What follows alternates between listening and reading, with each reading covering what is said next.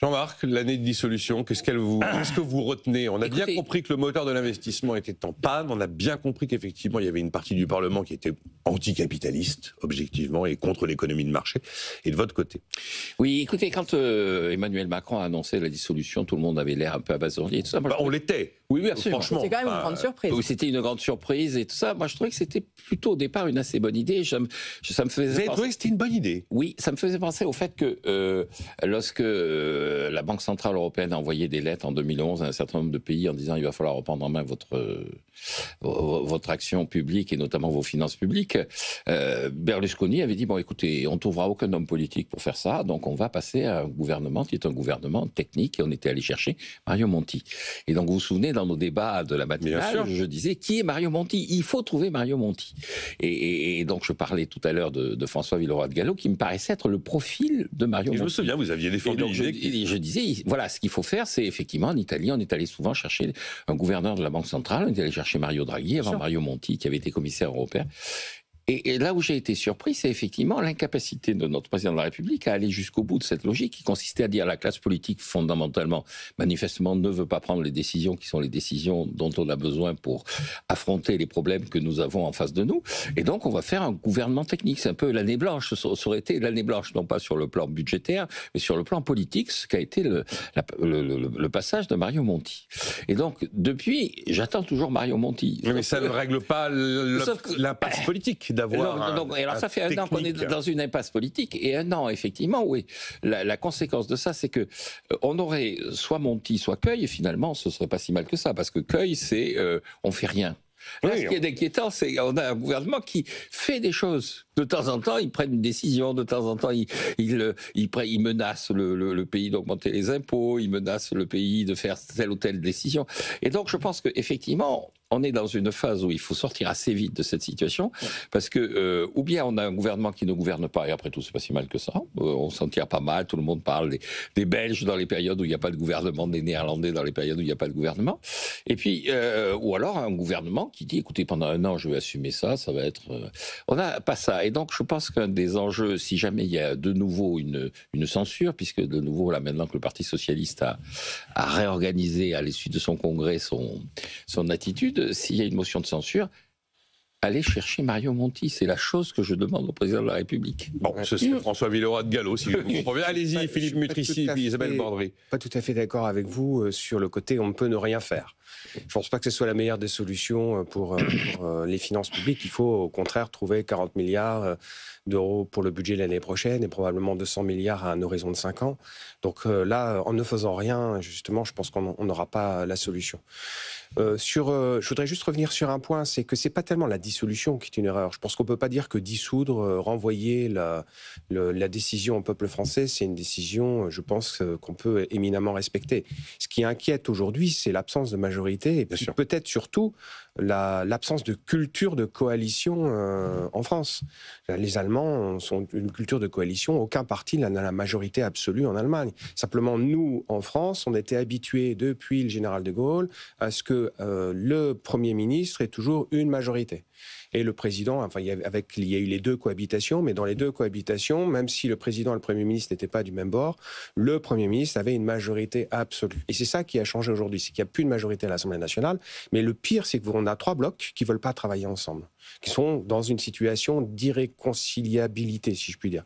Et là, c'est plutôt ça qui inquiète les chefs d'entreprise, plus que la dissolution en elle-même. Oui, c'est l'instabilité politique qui suit, et on a bien vu qu'on risque de remettre le couvert avec le budget 26, avec les mêmes difficultés qu'ont pu connaître M. Barnier et son successeur. Allez-y, Isabelle Bordry. Et puis, effectivement, pour compléter, à la différence de ce qu'on voit aujourd'hui aux États-Unis, je ne sais pas si c'est bien, mais le président de la République ou le Premier ministre ne peut pas prendre des décrets toutes les semaines pour prendre des positions, tout d'un coup sur l'âge de la retraite, tout d'un coup sur les tarifs, etc., etc. Et donc, effectivement, on est dans une situation où le Parlement n'a pas de coalition et il n'y a pas de majorité, le gouvernement travaille, mais de toute manière sera effectivement sans retour positif puisque ça ne sera pas adoubé par le Parlement. Donc on est dans un espèce de statu quo où il ne se passe rien. Alors il faut apprendre à vivre avec, c'est ce qu'on peut dire aux chefs d'entreprise. Bon, il n'y a pas de majorité, il ne faut pas non plus se dire que c'est la fin du monde. Et donc ça ne doit pas empêcher d'investir, ça ne doit pas empêcher d'aller satisfaire son client, d'aller à l'international. Il y a d'autres pays, Jean-Marc Daniel l'a cité il y a un instant, qui n'ont pas de majorité. Il y a eu pas eu de gouvernement en Espagne, en Belgique pendant plusieurs mois, plusieurs années. Ça n'empêche pas l'Espagne aujourd'hui d'être dans une forme de miracle économique et de se porter très bien. Oui, mais il y avait une anticipation de stabilité. Aujourd'hui, les chefs d'entreprise ne savent pas ce qui va se passer demain. Et dans une atmosphère qui est très anticapitaliste, comme vous l'évoquiez tout à l'heure. Et donc, il y a une crainte absolue de si j'investis, je vais être taxé, si j'embauche, qu'est-ce qui va se passer? Et donc, ça bloque effectivement, notamment les PME. Est-ce que vous pensez que l'année blanche... Alors, on avait défendu l'année blanche tous les deux un matin, à 7h15, à 7h10, là, dans la matinale de Laure Closier. J'entends beaucoup d'avis, finalement, assez négatifs. Le dernier en date étant Pierre Moscovici, qui se prononce en tant que premier président de la Cour des comptes pour dire qu'il est opposé à l'année blanche. C'est one shot, vous faites l'année blanche, vous avez un effet cette année-là, mais vous n'avez pas d'effet structurel de long terme avec une année blanche. Ah, mais ça dépend. Et c'est vrai que l'argument peut s'entendre. Non, l'argument est idiot pour moi. Ah bon? Et faire 40 milliards d'économies, c'est aussi one shot. Une fois qu'on a fait les 40 milliards, il faut repartir. Comme l'a dit Philippe, oui, il ne s'agit pas... Il peut y avoir des restructurations. Mais comme l'a dit Philippe, c'est 40 milliards en 26, mais par contre, l'horizon à 5 ans, c'est pas 40 milliards à 5 ans. Oui, donc tout est one shot. C'est-à-dire que l'année blanche, encore une fois, l'année blanche, moi, je cite régulièrement les conclusions du rapport qu'on avait demandé à Michel Pebro en 2005. Et donc l'année blanche est issue de ce rapport, c'est la première recommandation. Ce que dit bien le rapport, ça ne veut pas dire année blanche, ça ne veut pas dire qu'on gèle tout strictement au même niveau que l'année précédente. C'est-à-dire, on dit les dépenses publiques, c'était 1700 milliards d'euros cette année, l'année prochaine, c'est 1700 milliards.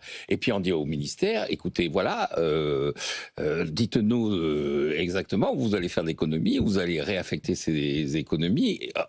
On peut bouger à l'intérieur de l'enveloppe, mais l'enveloppe ne bouge pas. On est d'accord. Et je rappellerai aussi qu'au 19e siècle, alors vous me direz, il y avait un système qu'on appelait la règle de Villèle. Villèle était le ministre des Finances de Charles X et de Louis XVIII. C'était une époque où le pays était gouverné.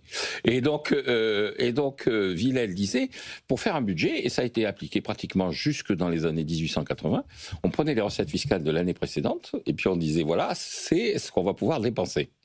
Donc on avait une enveloppe globale, on allait voir les ministères, on leur disait, voilà, l'enveloppe globale, vous partez donc de cette enveloppe, et puis vous me dites ce que vous devez faire. Donc il y avait une enveloppe globale qui était affichée. Pour moi, l'année blanche, c'est ça. Et donc les 40 milliards, en plus les 40 milliards, on ne sait pas exactement par rapport à quoi, par rapport à une tendance. C'est par rapport à une tendance. Au lieu de raisonner de façon différentielle et tout ça que personne ne comprend, dire, écoutez, c'est 1700 milliards. 1700 milliards l'année prochaine, et chaque ministère, dans le cadre de ces 1700 milliards, me dit ce qu'il peut dépenser. C'est exactement ce que dit Madame de Montchalin dans le Allez-y, Isabelle Bordry. Et puis, si on fait un peu d'histoire, on était à 500 milliards il y a une cinquantaine d'années en dépenses publiques. Aujourd'hui, on est à 1700 milliards. On a fait donc x10 en à peu près 50 ans. On ne peut pas dire que restructurer soit impossible, alors que la population active est restée à un petit peu progresser, mais pas tant que ça.